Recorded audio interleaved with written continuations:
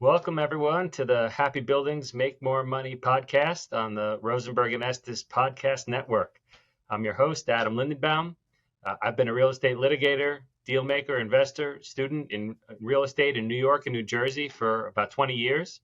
I'm a member of Rosenberg and Estes PC in New York, which is a full-service real estate law firm with about 90 attorneys across various departments practicing all areas of law directly or indirectly involving real estate in some way.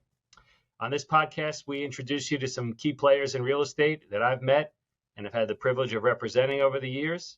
We talk to our guests about how they charted their own individual paths to success in real estate.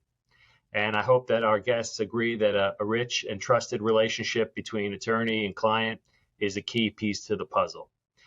People have given us a lot of great feedback about our last episode when we interviewed Patricia Dunphy of Rock Rose. I encourage you all to check out that episode after listening to Dan today, my guest, Dan Fasulo. Patricia had some great stories to tell us about how she built her career, and we got to hang out recently at the Shashama Gala that honored Gary Rosenberg of Rosenberg and Estes, and we had a good time consuming art and all of those things close to art and getting outside our comfort zone in the name of charity and using vacant real estate in a positive way. I encourage everyone to check out the good things that Shashama is doing. It was a lot of fun last time. Yeah, I was going to say, we were there last year, right? They're a great host. Yeah, it's such a fun event. So everybody, welcome, meet Dan Fasulo, a good friend and client, and a trusted advisor in all advice in life. Dan's been active in New York and global real estate for the past 20 plus years with me, and he owns properties in New York, Las Vegas, and other states, and those are his side projects. Dan's focus in his career is on real estate data, market research, and proptech. He was started his career with GVA Williams, which is now Collier, at Cushman and Wakefield, and then he was the managing director and the head of global research for Real Capital Analytics, and was with Newmark Knight Frank, and does various consulting gigs since the COVID world hit. So Dan, welcome. Thanks for joining me on the podcast. You're making me tired just thinking about all that stuff. Are you ready to retire? 25 plus years in real estate data, research, technology. I've been blessed to have a whole bunch of just super unique experiences on earth, and definitely a New Yorker at heart. My family moved to the Bronx when it was farmland. My grandfather tells me that story all the time. West Farms actually was a farm. I mean, isn't that the origin story of what the Bronx was? It was the Bronx farm, wasn't it? It was farmland. Yeah. And so we go way back in New York City, Sulos, Romitos. Thanks for having me. Feel free to go back to as far as the origins as you like. I mean, that's what I like to explore on the podcast. And you and I have a good origin story. We met at Cornell, right? The same fraternity. Yep. You really want to go back to my Sim City days at college? You'd be amazed how many folks in the real estate industry they'll whisper "Oh, I used to play Sim City all the time," and such an awesome game. I want to talk about early software that had basically first generation AI in it. Sim City, awesome application. I remember you playing that endlessly. I think I tired of it pretty soon. One early technology that I remember that used to exist, Google used to have a real estate app that aggregated all available listings in one map, and that just disappeared overnight. And I remember everybody being up in arms saying, "What happened to that? It was amazing." To tell you something about the structural challenges in doing real estate listings, even Google can't do it. It's a very tough business. Yeah. Well, anyway, I mean, so our start at Cornell was interesting because we both studied this very narrow specialty, labor and labor relations, and neither of us went into that route. So, when did you know that human resources and labor and employment wasn't for you? So my family was always into like real estate. We used to renovate houses growing up. It was kind of like dinner table talk. So I just had a personal interest in that. And so my first job out of college, I applied for a bunch of real estate analyst positions. I got a job, a firm called Tenant at the time. It's just basically a runner. I think it was my first pay was like 20,000 a year. It was basically just enough to pay for my train ride, living at home. I eventually pivoted into doing proper real estate research, GVA Williams, Cushman and Wakefield. Got an awesome education about the commercial real estate industry, New York City. I got to work and just on a daily basis be surrounded by super dynamic folks in the industry. I think of Michael Cohen at GVA and his whole team, now Colliers. Or work with the team in New Jersey. Cushman Wakefield, I got to work with a whole bunch of dynamic folks. This is what um, you know, the younger folks that are really, pushing their CEOs to stay at work from home forever. They're just not understanding. They're really hurting themselves. I remember those early years and how much just I picked up just watching and listening to senior professionals in the industry. And I definitely would not have been able to grow as quickly as I did without being, around these really dynamic deal makers and just listening and watching and just through osmosis. They don't have any time for you, obviously. They're too busy. Anyone worth listening to is just too busy, especially commercial real estate. When that, I mean, your clients, they talk a mile a minute, and like you have to be there. You're not picking up anything over Zoom with those folks. I mean, so much is, through email, maybe phone if you got to hammer something out. But like, yeah, I mean, we're available 24/7, checking the phones. I mean, especially, since post-COVID, I mean, there's no such thing as a regular work week anymore. I mean, I find Yeah, myself, taking a couple hours out, between 5 and 7 to connect with the family, but I'm working again, 9 o'clock at yeah. night to midnight, whatever, catching up on stuff through the day. You gotta make your time, and the people who are growing up in our firm are we need to be available for them too. So Yeah. it's What the work from home stats don't tell you is that everyone was working from home on Mondays and Fridays even before the lockdowns. But we can get into that later. well, Um, no, I mean it goes across industries. I mean, yeah, when the courts were closed, it was easy to work from home, but they're pretty much all back open now. So from the legal perspective and the real estate perspective, we want to fill our clients' buildings again. Lawyers who are young and learning, they've got to be in court, so they've got to be close to the office. And yeah, I mean, we usually take Fridays work from home. We've adjusted our policies, to have like the 50% time, and that's our reality. I don't know if we can make it a livable one. we'll find out. Yeah. Um, After I did brokerage research, I think I had a call out of the blue one day, from a startup data company called Real Capital Analytics. Um, you know, it, I think I was I wound up taking that position. I think I was their fifth or sixth employee. I think there's a running debate. But when I grew up in brokerage research, everything was about analyzing the space markets, the leasing market, supply, demand, new construction, vacancies. And there was always like a big missing ingredient, which was, how about the capital markets? How about capital flows? Who are the buyers showing up, right? How is that going to impact my building or the values of my market? And you know, RCA was founded by a really brilliant guy named Bob White who came out of Eastdil Secured. It kind of clicked with me right away that this was a missing ingredient in the real estate data research space. There was really no one tracking the capital markets in a let's call it a comprehensive, holistic way. And so, I joined that firm. I think it was their most expensive employee at that moment. So just to And explain yeah, explain to people a little bit. So you would have raw data, or you would be making reports? And I mean, who are your customers? Your customers were the big brokerage houses?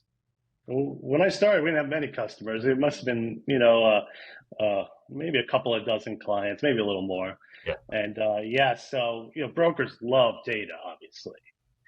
And this is you wanted to be, especially an investment sales broker, 25 years ago.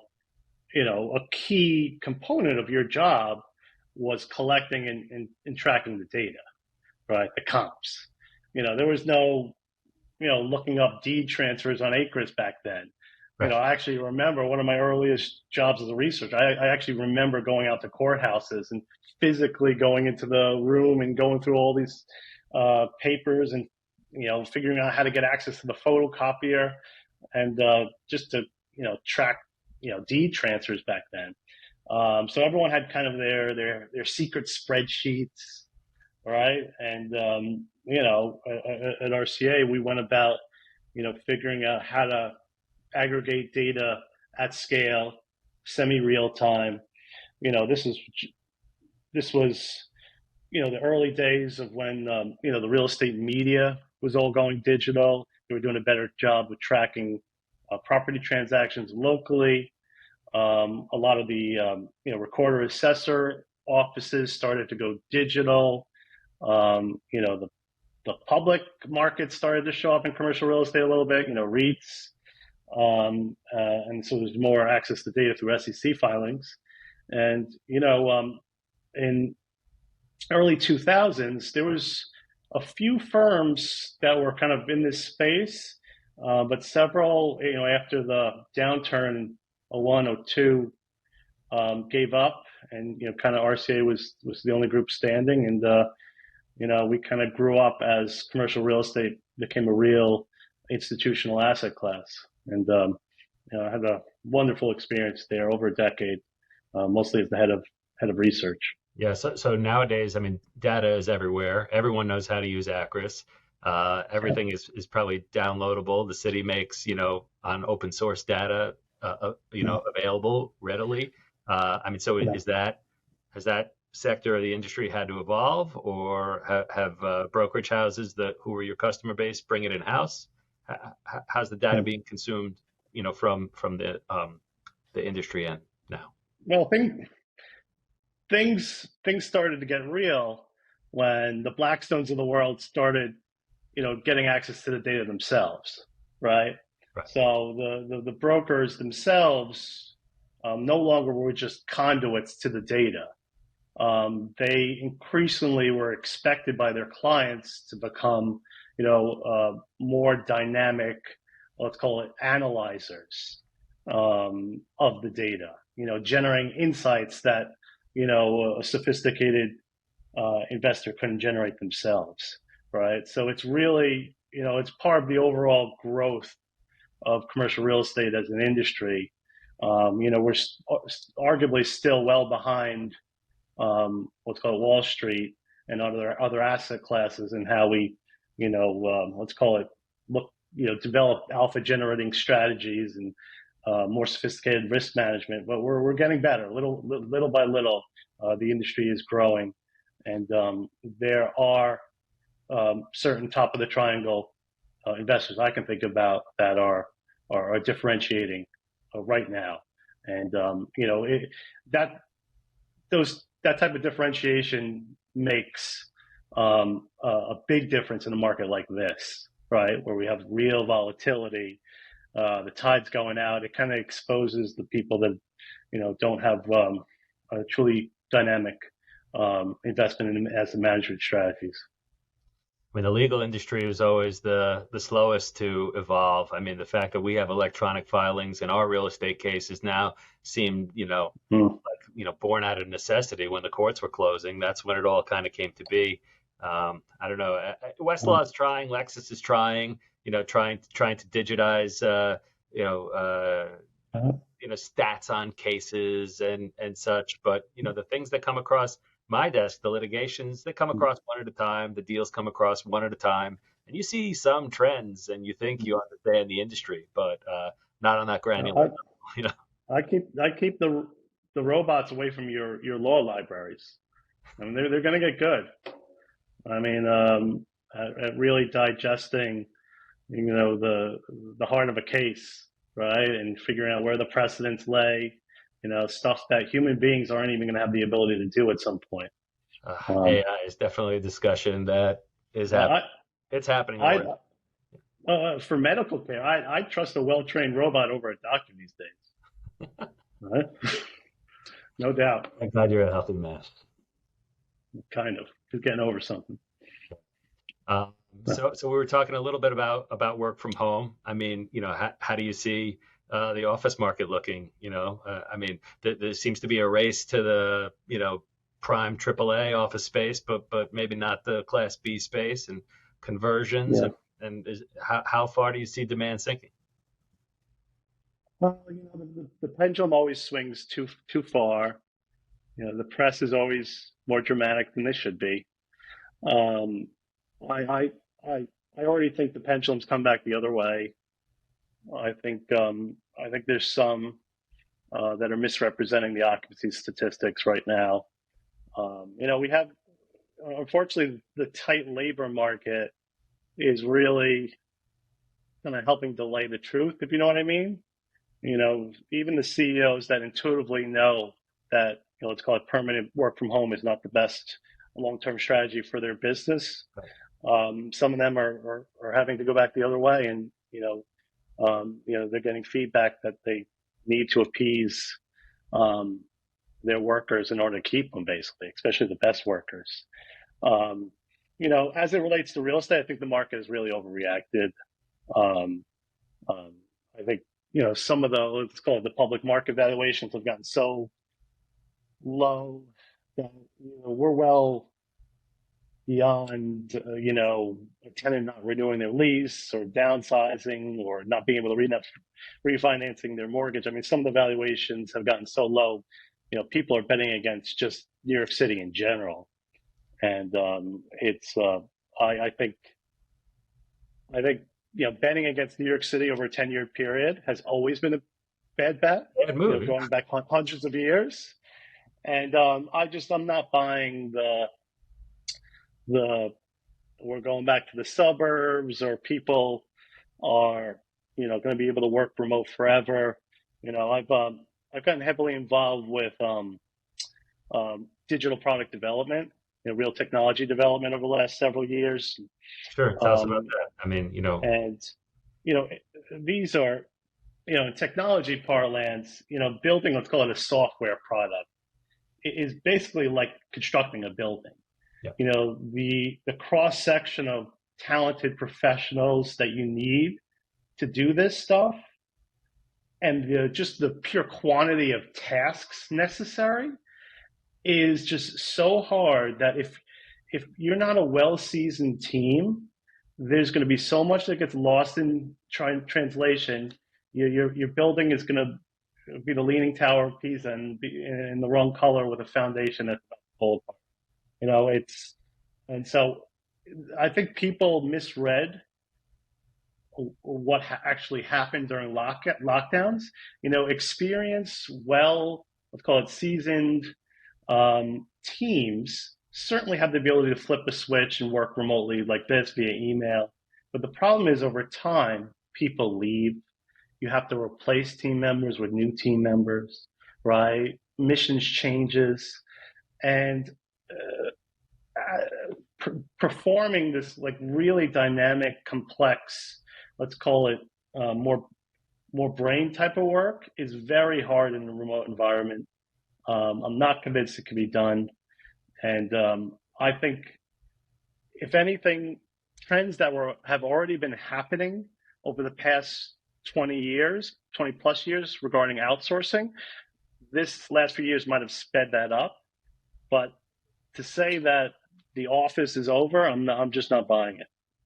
I agree. I mean, it's essential to the training of what we do. I mean, you know, every industry is different, but if you're focusing on building a piece of technology, I mean, that's got to be the focal Yeah. point, and people have to be able to see and touch that. The same thing with lawyers.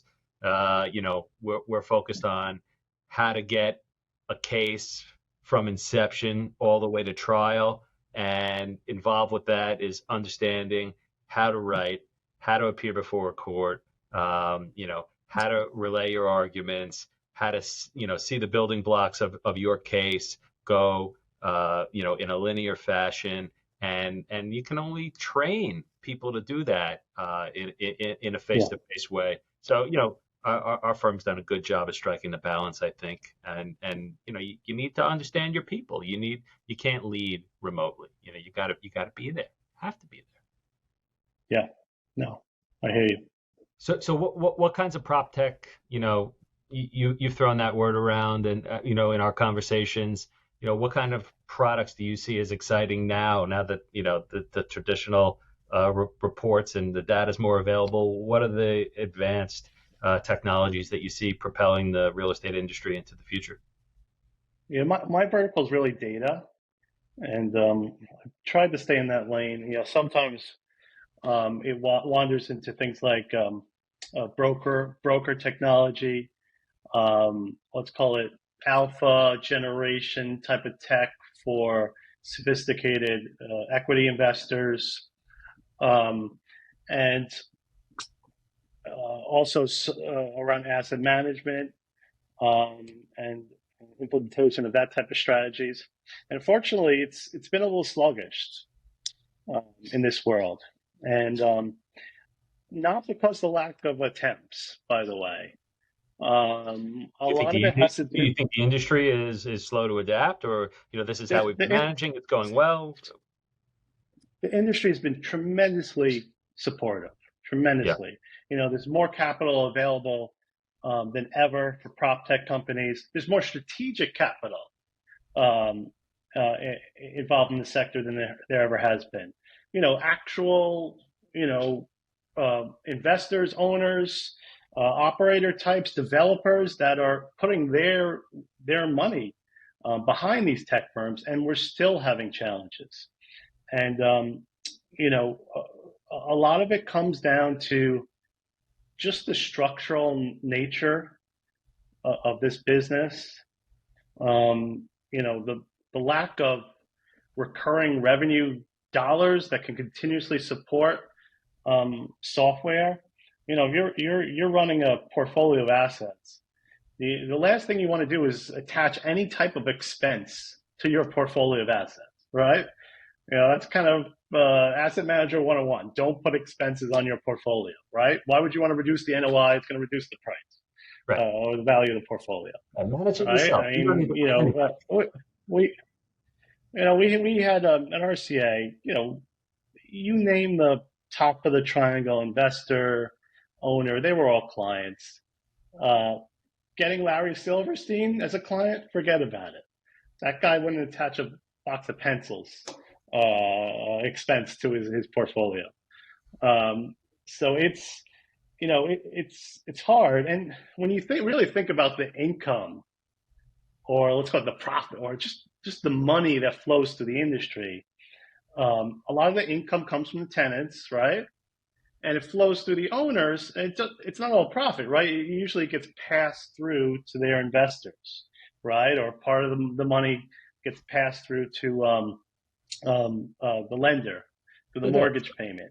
So there's just not as much capital, even though it's I don't know, numbers get thrown around, 15, $20 trillion industry. It's a lot smaller than you think when you really kind of break down the structural nature of it. And on that note, like it's we're not one industry, right? There's so many different segments, by property sector, different food groups. The institutional world is completely different than the local world. New York City is its own place on earth, Well, let's right? talk about New York City. I mean, what do you see the trend? What do you see the trends happening here? Because we have a lot of clients who are lifelong New York real estate clients, and all of a sudden I say, well, you haven't been so active. Oh yeah, well, we're in Maryland now, we're in DC now, we're in Alabama now. There, Yeah, I see flight from New York City from people who were otherwise, double, triple down, generational involvement here, who are scared of the political climate. I mean, my firm is tracking legislation on an ongoing basis. The laws keep changing. The Senate passed, tenant protection, sweeping reforms. Who knows if it's going to get, enacted into law, whether the governor will sign it. But I mean, these are Yeah. things that have made business very difficult to do here from a legal perspective. We became a victim of our own success, and I'll explain that. I've lived in Manhattan for about 25 years now, and I had a couple of stints. I had a stint in Hong Kong, had a stint in London, but I think I've always kept an apartment here in Manhattan, and let's call it before lockdowns, maybe mid de Blasio. We had some run of prosperity, and New York City is a transient place. We have a lot of people that come from other places. If you kind of showed up out of the blue in the early 2000s and had a nice 15 plus year run, we know some people that raised their children in the public schools that were getting better and better over this time period, and you would have thought this place was Shangri-La. You would, in 2010, you would be hard pressed to find a block where you could get into trouble in Manhattan, right? I mean, we really, and so where I'm going is I don't, especially a lot of the out of towners don't realize that we had just we were unbelievably fortunate to have the 1-2 punch of Giuliani and Bloomberg that really just set up this city for success, across a whole lot of different verticals. And it's something that it could have went in a different direction, right? Giuliani only won by a couple of votes. Bloomberg, we luckily got a third term out of him, which allowed him to, really, push a lot of his initiatives across the finish line, or his team. I remember, like, let's call it the document recording system for New York City just didn't work before before we had the real upgrades. Sure. A while back. And everything became more efficient. When I grew up, New York City was the first jurisdiction to really go digital, I believe. 15 years ago, I remember I met with it was the Hong Kong Land Authority. And even back then, they were trying to figure out how to create like a land registry type of system, basically modeled off a New York City system. And for our world, I mean, the efficiency gains have been tremendous. So we had this amazing run, and people, the old timers remember. I was born in the '70s in the Bronx, Albert Einstein. We left. We went to Rockland County to grow up. My parents took us out, right? We can recognize that there's a series of policies that just don't work, and they lead to outcomes that aren't desirable in mass for anyone. And unfortunately, that we have a new group of maybe younger folks, or supported by younger folks, that are going to have to learn the hard way. And I hope the cycle is quicker this time than it was in the '70s and '80s. But that's a bet that not many people are going to take, or not as many as that would have taken. And I think a lot of cities are seeing they're a couple of years ahead. You look at San Francisco. I mean, the keys just got handed back on the largest mall in downtown San Francisco. Right, I saw that. This is, I mean, it is a direct line from the policies enacted by the local legislature and just the demolishing of local value. How hard was it to, if you remember in the '90s, we fought to get retailers to come back into parts of the city that had been burnt out. Why do we have to do this again? We're not going back to retail. I mean, we've seen industrial explosion, because the online shopping is not going away, but at the cost of, what do the cities look like? Yeah. I think I'm bullish that we'll figure it out.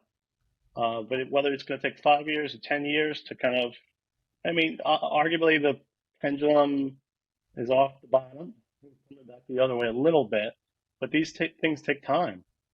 They take time. Glad all your optimism isn't squirted away yet. So you've got all this knowledge, you've got all this experience. You're freelancing now. What are you consulting on? What are you working on? I'm helping out a company called CompStack right now. Yeah. Super dynamic, unique company on earth. The founders are brilliant. They figured out a super unique way to aggregate data on lease transactions. Okay. And when I grew up, you wanted to figure out the leases taking place in the market. The broker used to ring across the street and try to trade with brokers at different firms, Right. Well, all they ever right? had was asking rents, which, from a litigation perspective never worked. That was only the data that, how you would get an actual signed lease was always a mystery. Well, I mean, think about it today, where you have free rent periods well over a year. Right. I saw one for 2 years the other day, and massive work letters. So even if you had the face rent, that really means nothing. You really need to understand what's in the lease, how do I get to a net effective rent? And this firm has uniquely been able to acquire this data on Earth through basically developing a marketplace where brokers could trade information, not just brokers, but also appraisers. And all the exhaust turns into super valuable data for large investors, lenders, private equity, the biggest developers, the most sophisticated players on earth that That's really want to interesting. analyze the market themselves. Our standard lease form has a confidentiality clause. How do you get around that? So, you know, there's data that just gets talked about in the ether, Got it. right? You sanitize it. And You sanitize the names. Yeah. the mob used to have a name for it, but this is no different than data collection that happens, across lots of industries, right? And, there is something to be said that, even in the traditional manner, as details used to get passed around, mostly via voice, eventually it becomes community data. And to be able to, there's so much more value added to that as well. And yeah, it's a super unique platform. It's very valuable for the industry too, because one thing we've been slow at is figuring out how to do things like automated valuations for properties and portfolios. Okay. When in Wall Street, when an analyst is tracking the value of a company, they have these fancy Excel models or fancy software today, and something a data point changes here or there, they push a button, and all the models waterfall down and refresh. We're still behind in that, and one of the reasons has been the lack of data on income, the lease transactions inside of properties. And so, Comstock's uniquely positioned to take advantage of,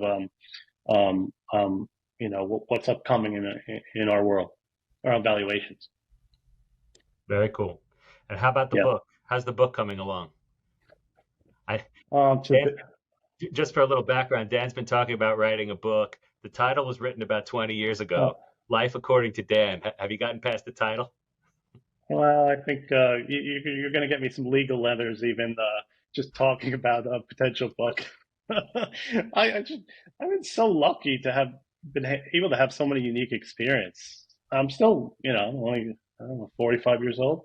I just been, on multiple continents. I could write a whole book about helping to collect data in Eastern Europe and China. I got some real stories. I'm actually helping a startup right now that wants to become the real capital analytics of Africa. Okay. Africa's kind of like the final frontier for institutional investors. Sure. And what usually comes first are things like industrial warehouses, right? That help with, moving all the raw materials around and finished goods that come out of the manufacturing process. But eventually it leads to retail. And so this, I was kind of in the early we'll call it innings of tracking data in some remote places around the world, and to be able to help this startup is pretty fun. I actually owe that gentleman an email. Actually, now that I'm thinking about it. All right. Well, But no, there's no book coming anytime soon. I got two young kids that are keeping me super busy as well. all right. As long as I can still write the forward, I think we're good. I'll be patient. All right. Well, this was great, Dan. Thanks for giving our client base, whoever else is listening out there, an insight to your world, your thoughts. Um, you know, how do you feel about podcasts? This is the first one you've done. How many have you done? I've done a bunch of podcasts. Yeah. I love the medium. I'm a podcast listener myself. It's I think we've all found out. Listening to a 2-minute snippet on cable news or even a short article, just there's too much that gets lost in translation, and we're not getting the full story. So I like the long uh, form of communication a lot better. So I wish you guys well on this. I'm sure you have lots of interesting clients, a lot more interesting than me. I'm sure you do well with this. Well, thanks for diving deep with us today, Dan. Anybody out there who's interested, who's listening, they could reach out to me for an introduction to Dan. If you think there's a synergy between his expertise and your business, I'd love to make the introduction for you. And any questions that our listeners have, please send them in. We'll get them answered through Dan, through email or otherwise. And if there's anything that Rosenberg and Estes can do to advance your business in any area of real estate law, litigation, transactions, due diligence, we're here, and I'm sure Dan would put his stamp of approval on us, given our in-depth conversations and work over the years. Thanks for having me. Such a pleasure. Have a good one, Dan. I'll see you later.